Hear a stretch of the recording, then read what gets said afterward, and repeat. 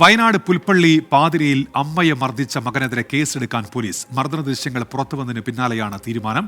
പാതിരി Thuruthippally Melbin Thomas ആണ് അമ്മയെ ക്രൂരമായി മർദ്ദിച്ചത്. മെൽബിൻ സ്ഥിരമായി അമ്മയെ മർദ്ദിക്കാറുണ്ട് എന്ന് നാട്ടുകാർ പറയുന്നു.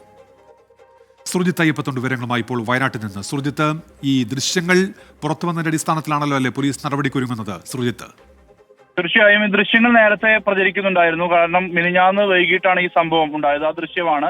പകലും മർദ്ദന ദൃശ്യങ്ങൾ പുറത്തു വന്നിട്ടുണ്ട്. അങ്ങനെ 2 ദൃശ്യങ്ങളാണ് പുറത്തു വന്നിട്ടുള്ളത്. ഇതിൽ ഇപ്പോൾ പോലീസ് കേസെടുക്കാനുള്ള നീക്കമാണ് ഇപ്പോൾ നടത്തിക്കൊണ്ടിരിക്കുന്നത്. ഈ ആൾ മർദ്ദിച്ചയാളെ സംബന്ധിച്ചുള്ള വിവരങ്ങൾ പോലീസിന് വ്യക്തമായിട്ടുണ്ട്. മകനാണ് അമ്മയെ മർദ്ദിച്ചത്. പാതിരി തുരുത്തപ്പള്ളി മെൽബിൻ തോമസ് എന്ന 33-കാരനാണ് അമ്മ വത്സലയെ ക്രൂരമായി മർദ്ദിച്ചത്. ഇയാൾ ബസ് ജീവനക്കാരനാണ് എന്നുള്ളതാണ് അറിയാൻ കഴിയുന്നത്. രാത്രി വീടിന്റെ മുറ്റത്ത് വെച്ചാണ് അടിയേറ്റ് വീഴുന്ന ദൃശ്യമാണ് പുറത്തു വന്നിട്ടുള്ളത്. ഇത്തരത്തിൽ 2 ദൃശ്യങ്ങളുണ്ട്. ഇതിൽ ഇവർ കുടുംബവഴക്ക് സ്ഥിരമായി ഉണ്ടാവാറുണ്ട് എന്നുള്ളതാണ് നാട്ടുകാർ പറയുന്നത്. ഇതിനിടയിലാണ് ഇങ്ങനെ ഒരു മർദ്ദനം ദൃശ്യം പുറത്തു വന്നത്. പക്ഷേ പോലീസ് ആദ്യഘട്ടത്തിൽ കേസെടുക്കാൻ വേണ്ടി വീട്ടിലേക്ക് പോയപ്പോൾ വത്സല പറയുന്നത് ഈ വിഷയത്തിൽ പരാതിയില്ല എന്നുള്ളതാണ്.